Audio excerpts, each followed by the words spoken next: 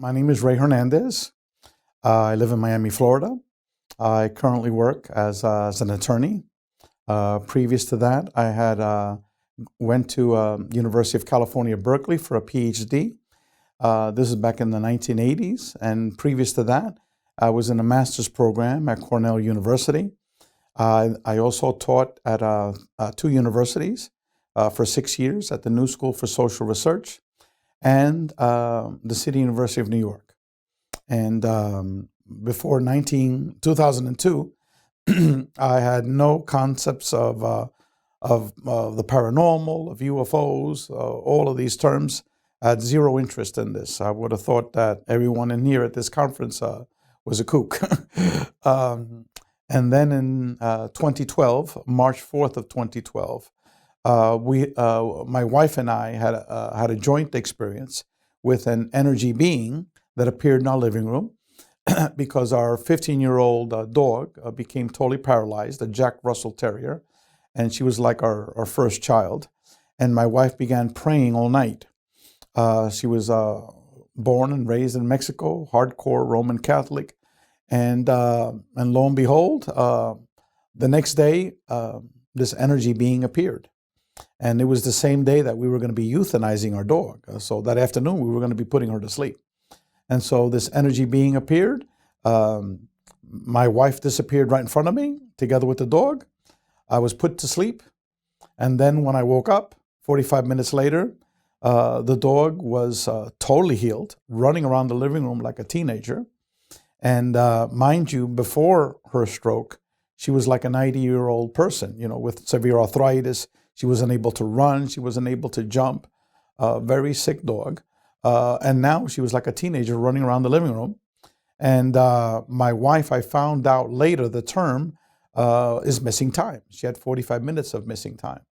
And so then about a month and a half later, my wife saw a big gigantic UFO right outside her house.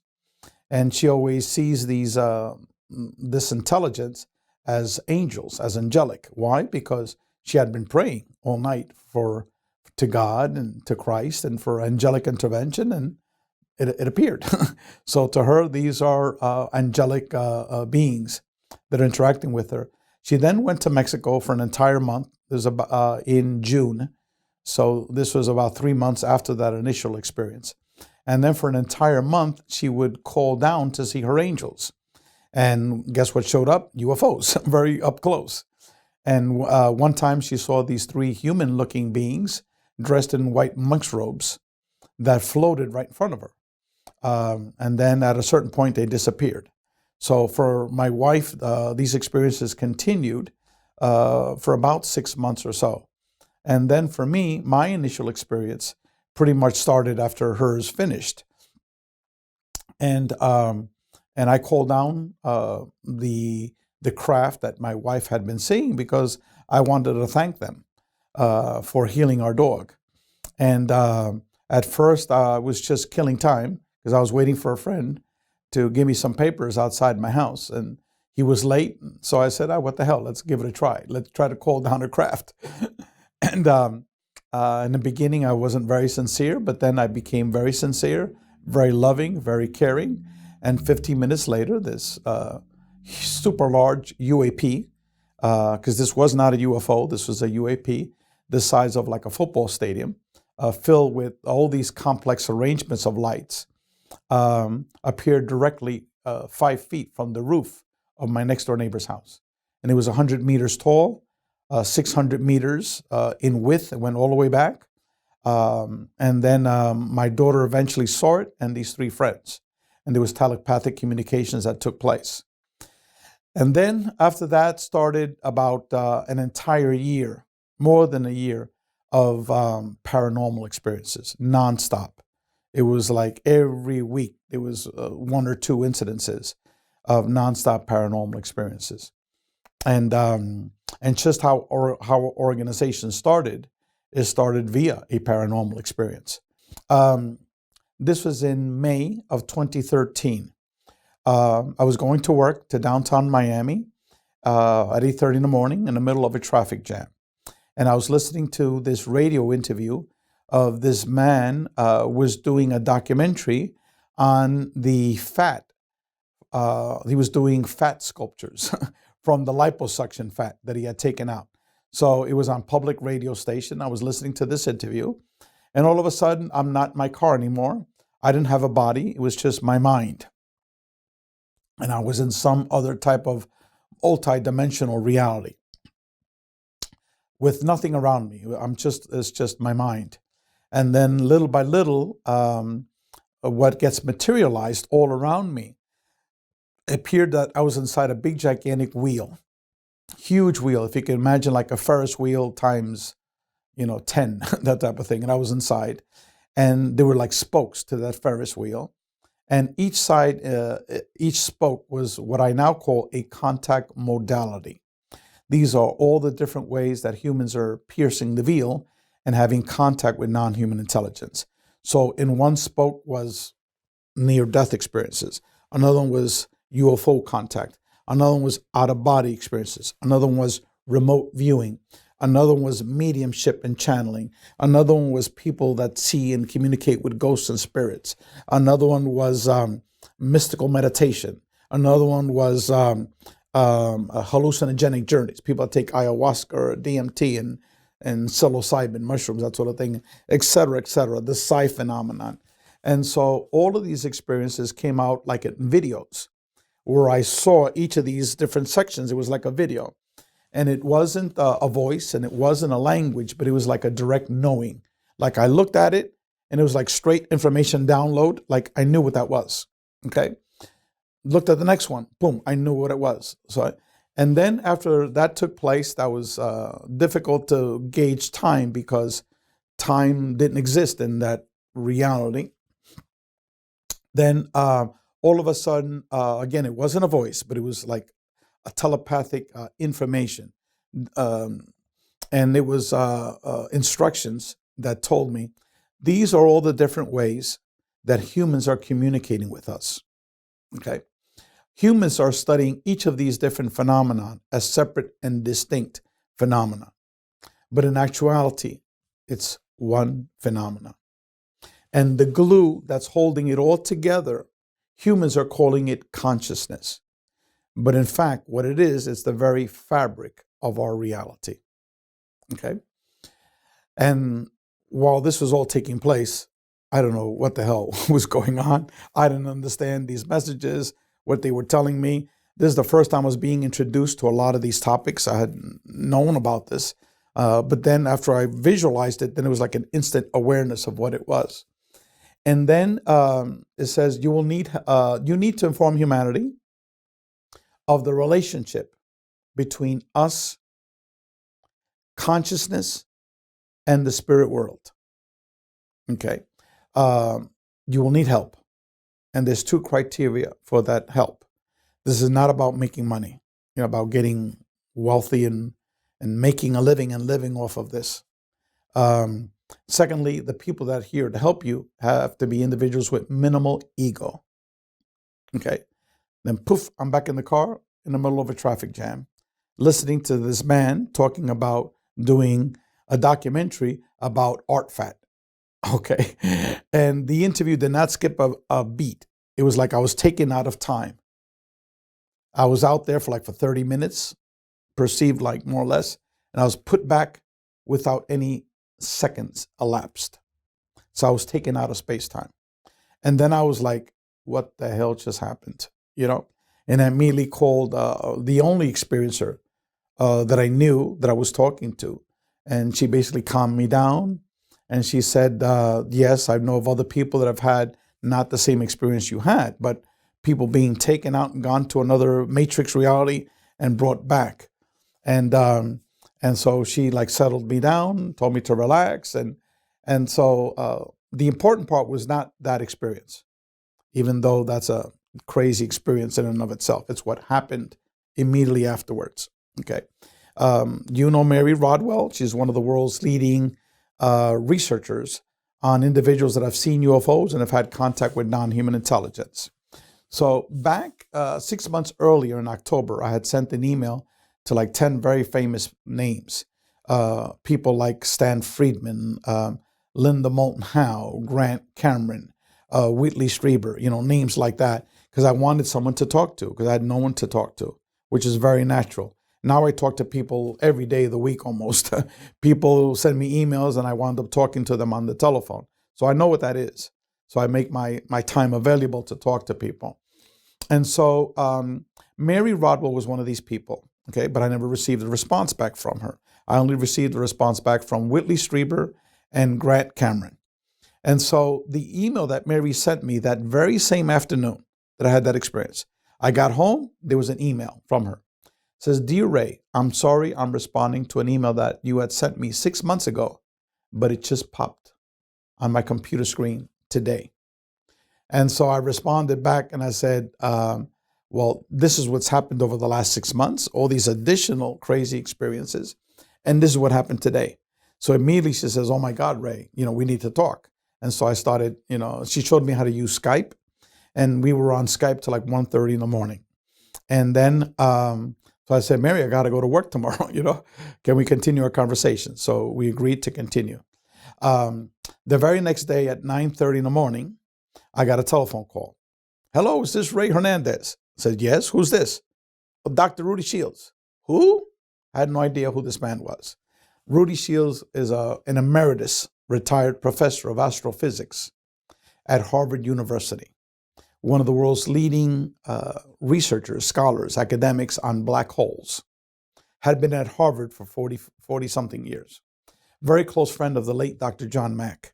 He was one of the few academics that defended Dr. John Mack during his inquisition at Harvard. Okay. Also a very close friend of Edgar Mitchell. Had been working with Edgar Mitchell and numerous other PhD physicists to assist Edgar in his quantum hologram theory of consciousness. So then I told Rudy what happened to me, all the details. And he says, "Ray, what your experience was Edgar Mitchell's quantum hologram theory of consciousness, but you were visually shown that all of these paranormal experiences is actually one phenomenon." And the mechanism, the conscious mechanism of it, Edgar called the quantum hologram. Okay. So you were brought there and shown all of this. And so he then began to explain the physics of this, how it worked. And he tried to, downplay it so I'd be able to understand it, but still I only understood a part of it. And then towards the end, he says, "Ray, you need to do something about what they told you, but I had no idea what they wanted of me. So he says, "Look, I'm going to call Edgar Mitchell. I'm going to talk to him and send him an email right away because he only lives 90 minutes away from you." And then he said, "I want you to write down this telephone number." And I wrote it down. And he said, "This is the telephone number of my mentor." And so I said, "Who's your mentor?" And he says, "Dr. Edgar Mitchell." And so I knew who he was, a very, very famous man. And so I didn't have the courage to give him a call.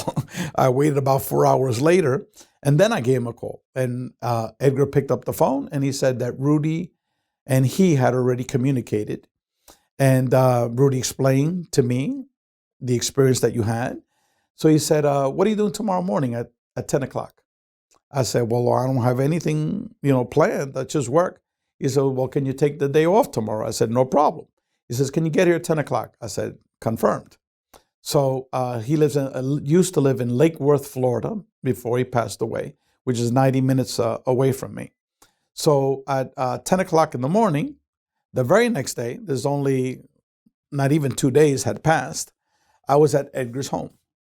And I was there for 6 hours. And I was subsequently at Edgar's home more than 20 times. We became very good friends. And he, at the end of, after he heard my story, he then went into his personal experiences. And he told me so many details about his life, which I won't go into now. And then towards the end of it, he says, "Look, Ray, Rudy and I already discussed your situation. We will be your scientific advisors for the mission that you were given." He said mandate. And so I had no idea what he was talking about. I said, "But Edgar, I've got no idea what I'm supposed to do." He says, "Don't worry. You will find out. That's how it always works." Okay.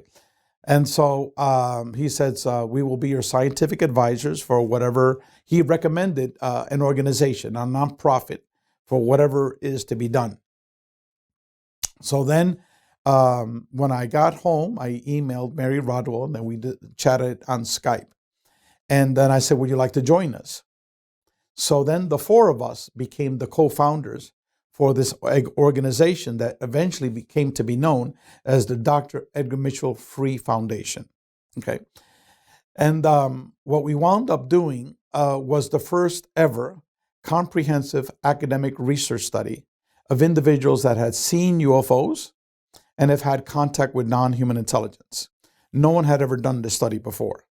And so little by little, these other professors, Edgar made some phone calls, Rudy had made some phone calls, and then we had a team of many, many retired PhD academics together with lay researchers.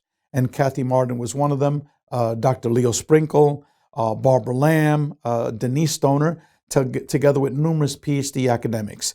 Dr. Claude Swanson, who's a PhD in physics from Princeton University.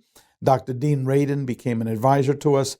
Dr. Bob Davis, who's a retired professor of neuroscience, and many other academics joined us. So what we did is for the first, Dr. John Climo, he became the chair of our research committee. Dr. Climo had taught psychology as a tenured professor for more than 45 years. He was one of the few academics to be a tenured professor focusing mainly on the paranormal. He had written articles and books on UFOs, near-death experiences, out-of-body experiences, channeling, you name it, consciousness.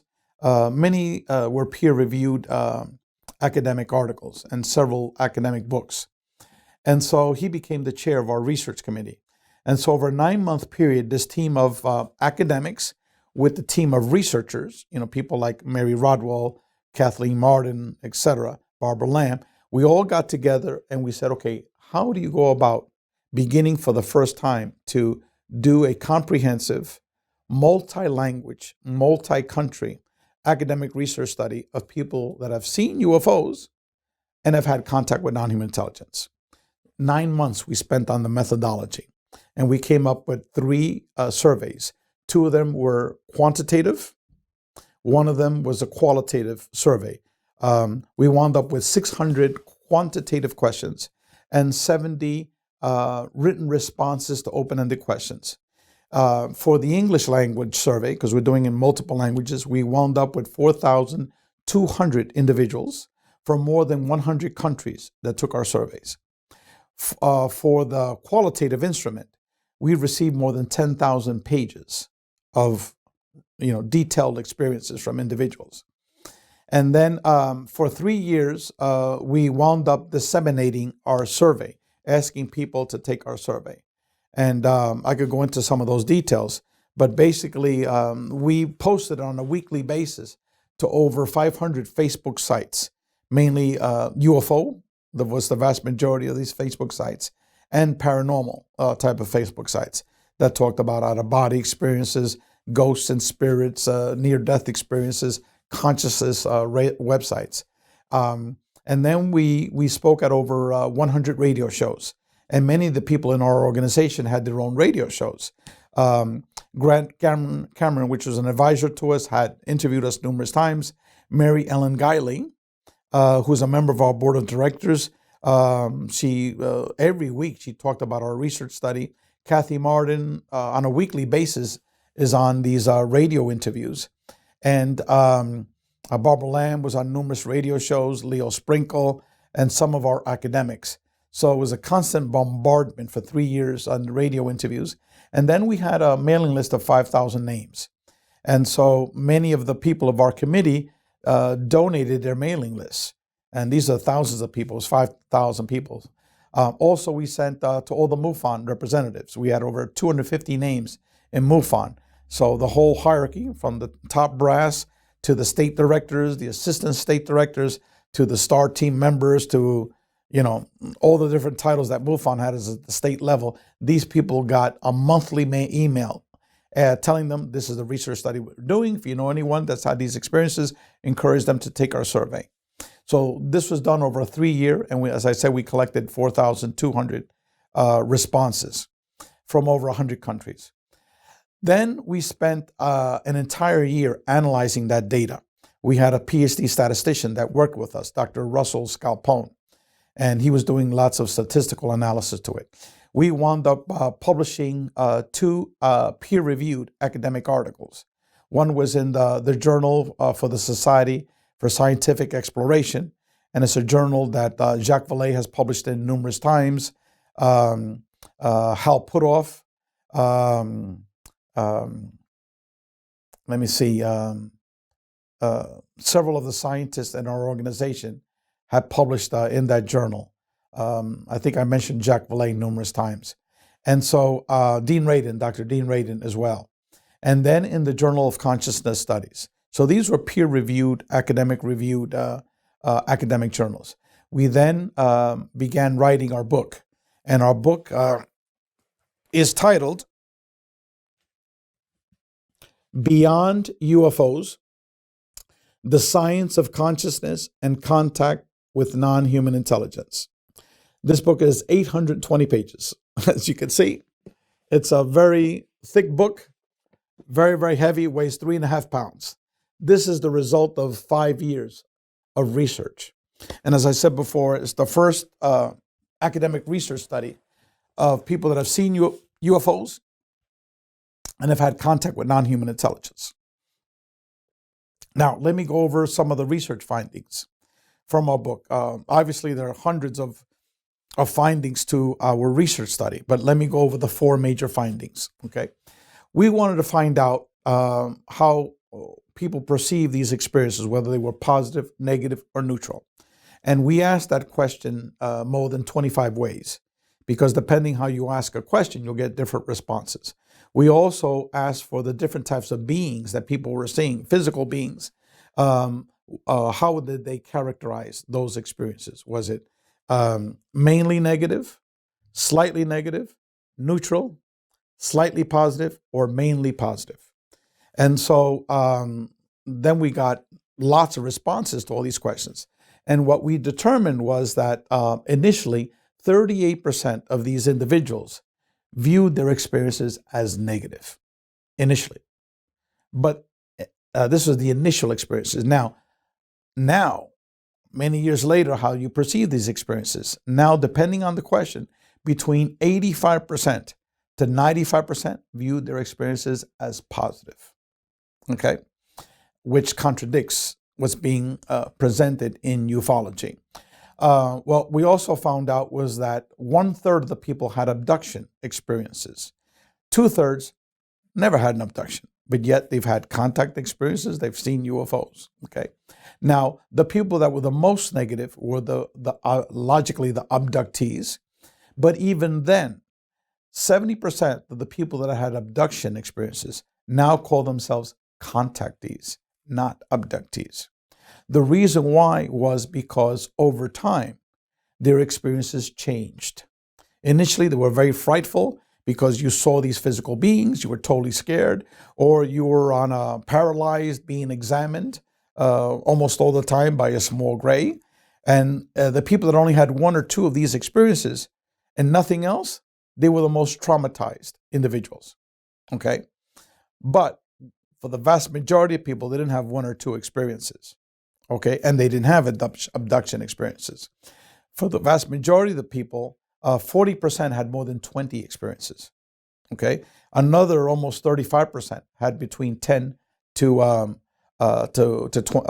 20 experiences. So almost 80% of these people were having 10 or more experiences.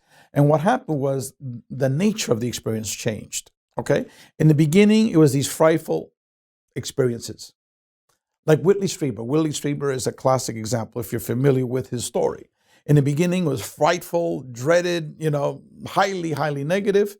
And now, they're spiritual experiences for Whitley, okay? He's grateful. He gives thanks to God that these beings interacted with him because it gave him spirituality, totally transformed him, okay, into a new total person, okay? That's exactly what we found out in a research study. So just like Whitley Strieber, they began with these physical type of experiences. Later on, human-looking beings begin interacting with people. And then also energy beings begin interacting with people. And that's where the spiritual aspects come, the spiritual training, okay, the enlightenment, people being brought to matrix realities. What we discovered was that almost double the number of people that had abductions were brought to matrix realities. Okay? And these are almost all positive experiences. And they're taught lessons like for me, lessons about spirituality, that sort of thing, and other, concepts. And so, and again, these are things that mainstream ufology doesn't discuss. Why? Because no one's ever done this study before. So that's one topic, the positive, negative, or neutral aspect of it. That was these questions. The second topic that we found out was that we asked over 100 questions about paranormal experiences. And people were checking off all the boxes, tons of boxes. For example, 80% of the individuals had out-of-body experiences. The researchers, Kathy Martin, Barbara Lamb, Mary Rodwell, Leo Sprinkle, they knew it was a very, very high rate, but they never were able to quantify it, the percentage-wise. Well, now we got 80% of these people. Near-death experiences, 37% had near-death experiences, okay? Medical healings, 50% of the people had medical healings. Huge numbers, okay? One of our chapters in our book is about medical healings, okay? Orbs, 2/3 of the people had physically seen an orb, not via picture, okay? Which is what's circulating on the internet. We're talking about people physically seeing orbs. Telepathic communications, again, close to 70% telepathic communications. Paranormal experiences inside their home, 95% paranormal experiences inside their home. I mean, you name the paranormal experience, ghosts and spirits, tons of people were seeing ghosts and spirits. So what we concluded based upon our survey, both the quantitative questions and the written responses to these open-ended questions, was that the overwhelming majority of the experiences of these individuals were not physical, but in fact were paranormal. Okay? Again, mainstream ufology does not discuss that. Okay? A lot of these materialist lecturers that go on these lecture circuits, they totally dismiss this stuff. That's woo-woo stuff. That's not real, that's not ufology. But those people are totally clueless because they don't really know what's going on at the experiencer level. We managed to academically document this with more than 4,000 people from over 100 countries. Let me retract a little bit. Our statistician analyzed our responses according to different country groupings. He had mainline Europe, he had the United Kingdom, he had Canada, the United States, and then he grouped together Australia and New Zealand. And then we looked at how the people responded to each of the questions. And what he determined, what our data revealed, was that there was very little variance in how people responded. It was like 10% variance for all the questions. So that means no matter where you lived, and also in the different languages, the Spanish researchers found out for the Spanish survey, they were answering the same way, consistently to each of these same questions. Okay, so that's another revelation that this is valid data. People are answering the same way, no matter where they lived and what language they were answering these surveys. Now, getting back, the first one was that it's overwhelmingly positive experiences. Number two, the overwhelmingly majority of these experiences were paranormal in nature. They might have seen a UFO, they might have had contact with non-human intelligence, and not just physical contact. We're talking also downloads and different types of contact experiences. But the vast majority of these experiences were paranormal. Like in my case, I've seen an energy being once. I called down UFOs 3 times. Twice I was successful, very close. One time 30 feet, like I told you about. Another separate time, this massive blimp, like twice the size of a school bus that was colored like the moon, flew directly above myself and 3 other people at very close range. And so with no wings, no noise whatsoever. So it wasn't any helicopter or jet plane. And so, and my paranormal experiences were for almost 2 years, nonstop. But yet I only had 3 physical experiences. Okay, so this is very typical of experiencers.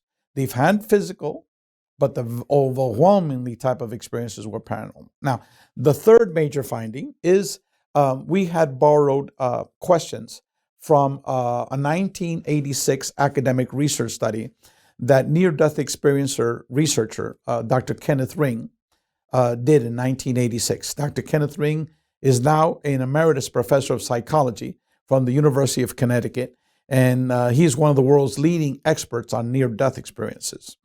And what he did in that research study was that he compared roughly 85 people who had near-death experiences with another 85 people that had abduction type of experiences. There were some non-abductees, these are contactees, but the vast majority were abductees. And so he focused on 3 or 4 different topic areas. But one of those topic areas was, how did these people change? How were they before? How are they now? And he asked approximately 60 questions. And what he discovered was that both groups, approximately 85%, underwent a total, complete psychological profile transformation for the positive.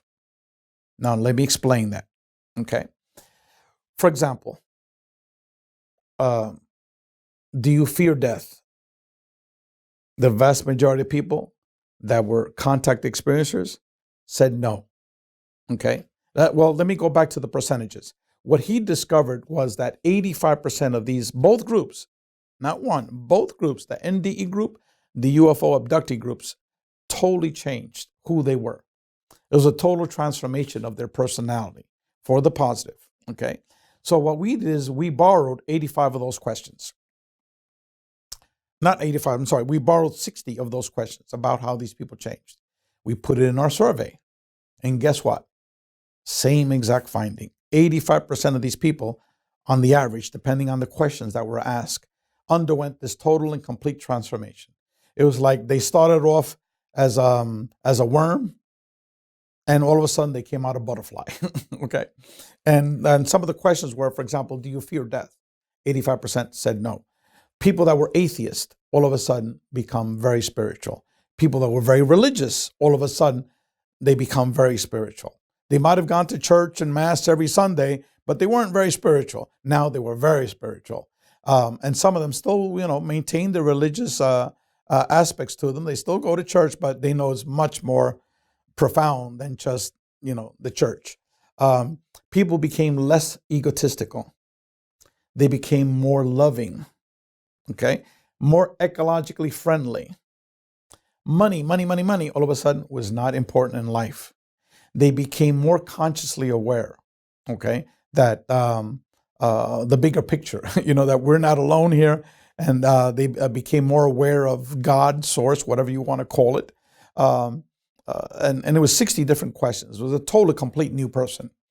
And for the positive, someone that you would want as your neighbor, your spouse, how you want your children to be, once they're fully raised. Someone that you would want to be your best friend, someone like that. Okay, very compassionate, loving, driven person. But it's only happening to select people. People are being contacted. Now, that's not everyone. As I said before, it's only 85% of the people. And also, there are still these people that are still traumatized by these experiences. But those are the people that usually had an abduction experience, and people that only had a few, 1 or 2 experiences. Okay, so they never evolved. They never transcended. Their experiences never took off to the next level. Okay, so that group does exist, but it was a small fraction. And again, the researchers knew that, but they were never able to quantify it. What were the percentages? What were the statistics? And again, that's not what you get in mainstream ufology. You go to the internet and all you see are these evil, dreaded, small grays, and you're sitting there paralyzed, like in fear of shock, and all these grays around you. That's the image that you get when you go to the internet and in many of these ufology conferences. But in reality, what 4,200 people have told us is something very, very different. Okay, we even asked a question for the different types of beings. We had 12 different types of beings. What people are seeing is many, many, many more, but we had like top 12 categories. For example, the number one type of being was the energy being at 55%.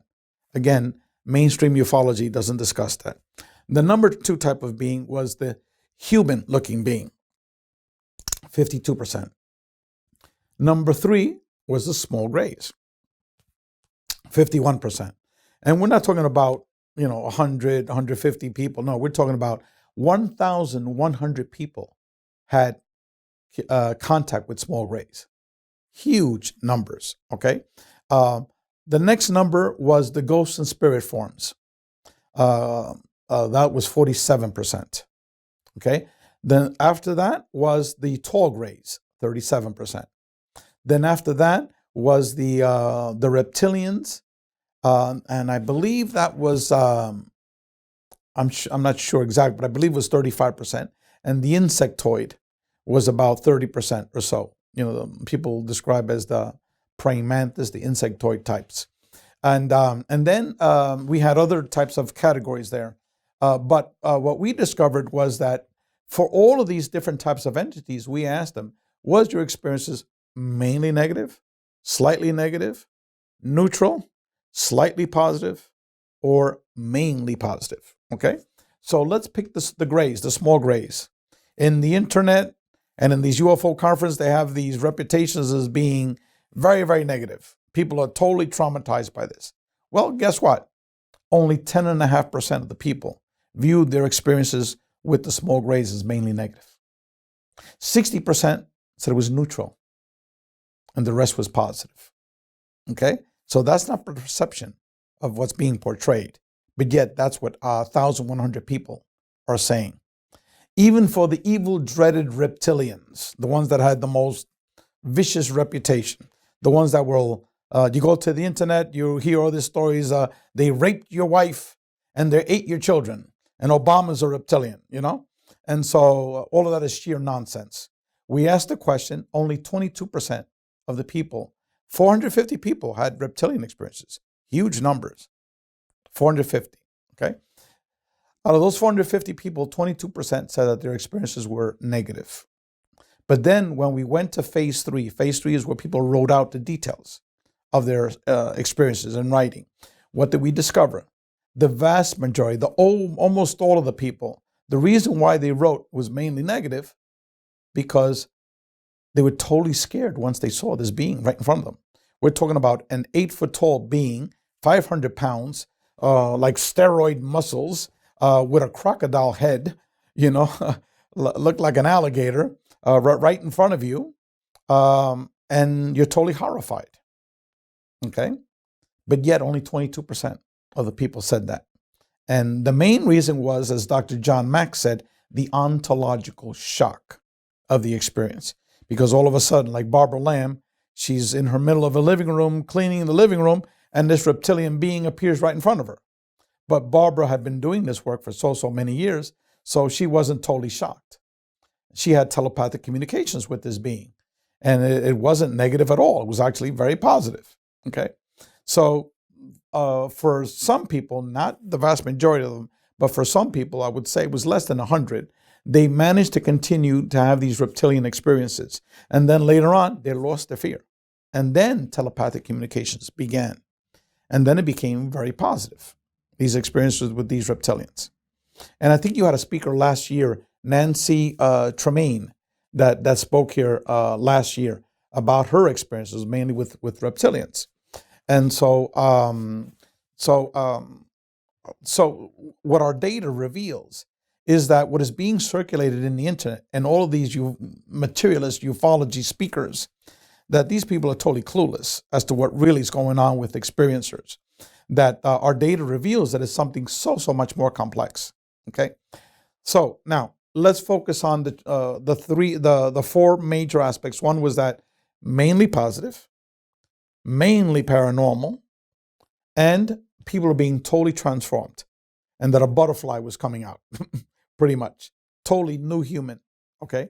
The fourth major experience is what Dr. Jacques Vallée said more than 40 years ago, is that he said more than 40 years ago, he would be surprised if what it turned out to be, whatever this non-human intelligence was some alien from some physical planet, okay, in our universe. He says that he suspects that it wasn't, that it's something much, much more complicated.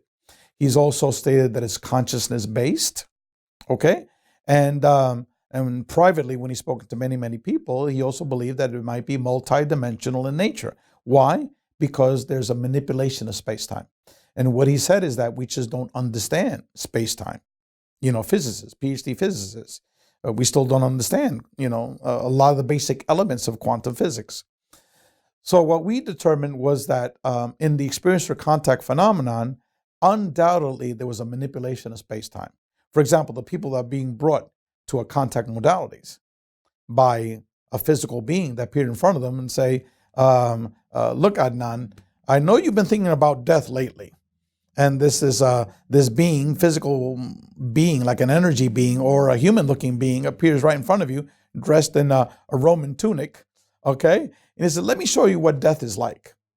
And so he takes you through a near-death experience, okay? The whole gambit of it. And then it might last 5 or 10 minutes, and all of a sudden, you're back on your couch again, okay? And then the being is not there. So he brought you to a matrix reality, showing you what death was like, so you wouldn't fear it. These are what these high-level experiencers were having, these type of, that's just an illustration. But that happened to one of my best friends, exactly what I just told you. And so so there's definitely a manipulation of space-time, just like Valet said many, many years ago, what Dr. John Mack said many, many years ago, that there's a manipulation of space-time, that people are being brought to other realities. Dr. Edgar Mitchell spoke about that many, many times. And all of the members of our board of directors, all of them, okay, same thing. Now, the other thing that all of our board members have in common is that we believe that all of the paranormal is interrelated. We call all of these experiences that I saw inside that wheel, we call it the contact modalities. These are all the different ways that humans are piercing the veil and having contact with non-human intelligence. We believe that all of them are interrelated. Why? Because each of them involves a manipulation of space-time. Near-death experience, manipulation of space-time. Out-of-body experiences, manipulation of space-time. Remote viewing, manipulation of space-time. Ghosts and spirits, same thing, okay? So they all have this commonality that each and every one of them, people are taken out of their reality and having communication with non-human intelligence. So that's how they're interrelated. Now, the key to be able to understand this phenomenon, all the near-death experiencers, okay, all of them agree that consciousness is the key to be able to understand this, okay? That we're dealing with a multi-dimensional experience involving consciousness. And that somehow whatever this intelligence is fully aware of that dynamic, that relationship. And they all suspect that we're dealing with interdimensional non-human intelligence. So I think this is what this field needs to evolve and to grow. Ufology needs to move away from its materialist mindset, nuts and bolts approach of just focusing on a physical craft, photos, videos. The question I have for the audience is, how much has that approach given humanity over the last 70 years? How much have we learned from that? My response would be very little. Okay? There's only so many times you could discuss Roswell and Rendlesham Forest and this these latest revelation from the CIA of this aircraft picture taking of a UFO. For an experiencer, it's like, duh, been there, done that. Give me something else. Okay. So Edgar Mitchell, Rudy Shields, John Mack, Jacques Vallée, all of these people, Dr. Dean Radin, all of the people involved in our organization. Vallée's not part of our organization, but I just mentioned his name because he also had that same perspective, that the experiencer, the people that have had these experiences is the key to be able to understand this complicated phenomenon. And it's not just about UFOs. Like our book said, is beyond UFOs, way beyond UFOs. The science of consciousness, because we're dealing with consciousness, and contact with non-human intelligence. Okay, so what we're trying to do in this academic research study is to put all the pieces together with a new paradigm, because this is a new paradigm that we're establishing. It's a new way of thinking, a new way of our reality. Our reality is not what we think it is, and it's much, much more complicated than nuts and bolts ufology. And that's where I think this field needs to move into that direction. As I said, we were doing this 5-year academic research study. We published the book. It's available on Amazon. The name of the book is Beyond UFOs, The Science of Consciousness and Contact with Non-Human Intelligence. And we're working on 2 other major projects. The other is a 2-volume theoretical book on this theme. What is the relationship between consciousness, our cosmology, and contact with non-human intelligence via the contact modalities? And we will have approximately 30 authors to that book. 15 of them will be PhDs, academics. The other half will be experiencers that are going to be writing theoretical pieces as to what is your opinion as to what is going on. You've had these experiences, or you've researched this phenomenon for so many years. What the hell is going on? From your perspective. So it's different perspectives, different opinions from people that have had different backgrounds. One person is a neuroscientist. Another person is a PhD physicist. Another person is an astrophysicist. Another person is a psychologist. Another one has studied the parapsychology. Another person has focused on the paranormal. And then you have these experiencers. We're talking about out-of-body experiencers, near-death experiencers, UFO contact experiencers, people that do remote viewing for many years, people that do channeling and mediumship work. So all different perspectives giving their opinions as to what is going on. Okay, so it's a theoretical book. So the title of that book, the tentative title, is a chapter that Edgar Mitchell had in one of his books. And the title was From Outer Space to Inner Space, The Science of Consciousness and Contact with Non-Human Intelligence. So from outer space to inner space. And so that book will be finished and published approximately January of 2020. We also have a documentary that we're putting together. It's a science-based documentary about the same topic, okay? And that'll be revealed later on in 2020, probably the fall of 2020. And we've been working on this documentary for close to 2 years. Now, where people can find out more information about our organization, our research study, our first book, our second book, and our documentary, we have a website. We have 2 websites. One website is called consciousnessandcontact.org. Consciousnessandcontact.org. Another website, which is our first website, is experiencer.org. Experiencer.org. Our website, if people want to communicate with us, and also to get on our mailing list, because we have a mailing list for different events, different speaking engagements, our books, our documentary, things of that sort, articles that get published. We will send you chapter 1 of our book, Beyond UFOs, for free. 820 pages. We'll send it to you for free. We just need your email. Okay? So our email is info@experiencer.org. info@experiencer.org. And we will send you chapter 1 of our book, which is a summary, an analysis of our experiencer research study. And again, it's for free. And we will also link you up with other chapters from our article. I think it's 2 other chapters that we're revealing to the public. One, the chapter on medical healings, co-written by retired medical doctor, Dr. Joseph Burks and Preston Dennett. And the other one is the conclusion to our book, which was written by the late Brad Steiger. Brad Steiger was pretty much the father of the paranormal. Before he died, I think he published more than 200 books on all topics of the paranormal. So Brad wrote that conclusion pretty much in hospice care, a few weeks before he died. So he's up there with Edgar Mitchell. They're both guiding our work. And I want to thank you for this wonderful service that you're providing to humanity. And I encouraging best of luck and success to you and your many projects.